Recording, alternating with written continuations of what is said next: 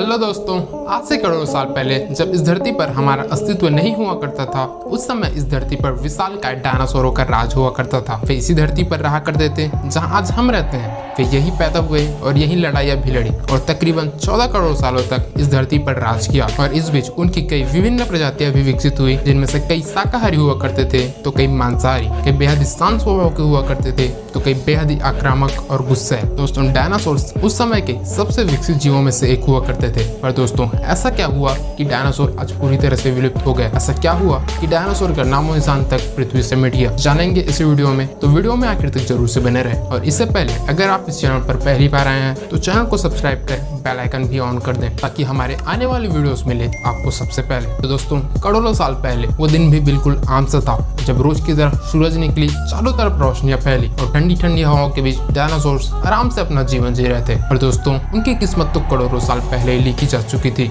जब एक छोटा एस्ट्रॉइड सुदूर अंतरिक्ष से आ रहा था। और यह एस्ट्रॉइड मंगल और बृहस्पति के बीच बने क्षुद्र ग्रह बेल्ट में घूम रहे एक बड़े एस्ट्रॉइड से जा टकराता है। और इस टकराव की वजह से उस बड़े एस्ट्रॉइड की दिशा बदल जाती है और वह क्षुद्र ग्रह बेल्ट से निकलकर लगभग 22,000 मील प्रति घंटे की रफ्तार से पृथ्वी की ओर आने लगता है। और जब यह एस्ट्रॉइड पृथ्वी से लगभग 3,84,000 किलोमीटर की दूरी पर होता है, तब शायद पृथ्वी से डायनासोर का अंत नहीं होता जब यह एस्ट्रॉइड पृथ्वी के उपग्रह चांद से जा टकराता। और दोस्तों, नियति को तो कुछ और ही मंजूर था। यह एस्ट्रॉइड चांद के बेहद करीब से गुजर जाता है और लगभग 40 किलोमीटर की व्यास वाला यह एस्ट्रॉइड हर एक सेकंड के साथ पृथ्वी के और नजदीक आते जाता है। और जब यह एस्ट्रॉइड पृथ्वी के वायुमंडल में प्रवेश करता है, इसकी रफ्तार एकाएक 70 किलोमीटर पर आवर बढ़ जाती है और वायुमंडल के घर्षण के चलते इसमें आग लग जाती है और यह एस्ट्रॉइड एक धधकते आग के गोले के अंदर परिवर्तित हो जाता है। और पृथ्वी पर मौजूद हर वो जीव अंधा हो जाता है जो इस आग के गोले को देखने की कोशिश करता है। वे इस आग के गोले को अंधेपन के चलते देख तो नहीं पाते और उसकी भयंकर गर्मी को महसूस कर पाते हैं। इस एस्ट्रॉइड की स्पीड इतनी अधिक होती है कि महज 4 मिनटों के अंदर ही यह अटलांटिक ओशन को पार कर जाता है और इसके चंद सेकंड बाद ही मैक्सिको की खाड़ी में जा गिरता है। और इसकी वजह से लगभग 3000 डिग्री सेल्सियस की ऊर्जा वाला एक भयंकर विस्फोट हो जाता है। और यह विस्फोट लगभग 10 हाइड्रोजन बम के विस्फोट के बराबर होता है। यह विस्फोट इतना अधिक शक्तिशाली होता है, विस्फोट के तुरंत बाद ही पृथ्वी के लाखों टन मेटल्स अंतरिक्ष में चले जाते हैं और टकराव वाले स्थान पर 180 किलोमीटर चौड़ा और 20 किलोमीटर गहरा गड्ढा बन जाता है। और उस स्थान के सारे मेटल्स और पत्थर उड़कर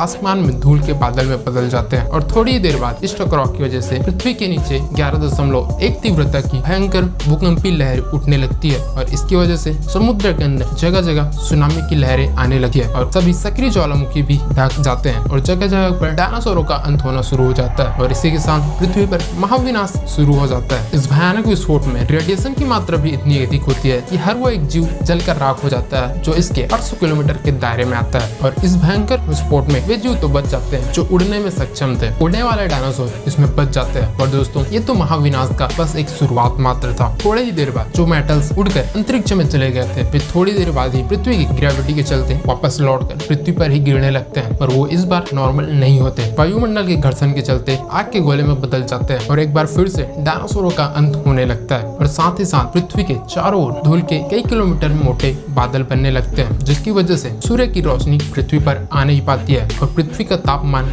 बढ़ते चला जाता है और यह बहुत कम समय में ही 100 डिग्री सेल्सियस को पार कर जाता है। पृथ्वी पे मौजूद हर एक जीव, हर एक पेड़ पौधा जलकर खाक होने लगता है और यह तापमान बढ़ते बढ़ते 200 डिग्री सेल्सियस को भी पार कर जाता है। की वजह से वे डायनासोर भी मारे जाते हैं जो विस्फोट वाली जगह से कोसों दूर होते हैं। वे भी इस भयंकर विस्फोट के प्रकोप से बच नहीं पाते हैं और इस विस्फोट के चलते पृथ्वी की लगभग 90% आबादी मिट जाती है और केवल 10% आबादी ही बच पाती है। और उनमें से भी वही जीव बच पाते हैं जिनका वजन 30 किलोग्राम से कम होता है, क्योंकि इस विस्फोट के चलते पृथ्वी के लगभग सारे जीव खत्म हो चुके थे और सभी पेड़ पौधे भी जलकर खाक हो चुके थे। तो जो बड़े जीव बच भी गए थे, उन्हें सही मात्रा में खाना नहीं मिल पाया और वो भूखमरी के चलते मारे गए। और दोस्तों, ये महाविनाश, ये महापर्यावरण जहाँ पूरी धरती को खाक कर चुका था, वही एक दूसरी प्रजाति के लिए लाभदायक और फायदेमंद सिद्ध हुआ। और वे जीव थे मैमल्स। मैमल्स क्या थे, कैसे वे बच पाए और इनके बाद कैसे हम इंसानों का जन्म हुआ, जानेंगे अगली वीडियो। और दोस्तों, यदि आप वीडियो में आखिर तक बने, यदि आपको वीडियो पसंद आती है, वीडियो को लाइक करें, चैनल को सब्सक्राइब करें। मिलते हैं अगली वीडियो में।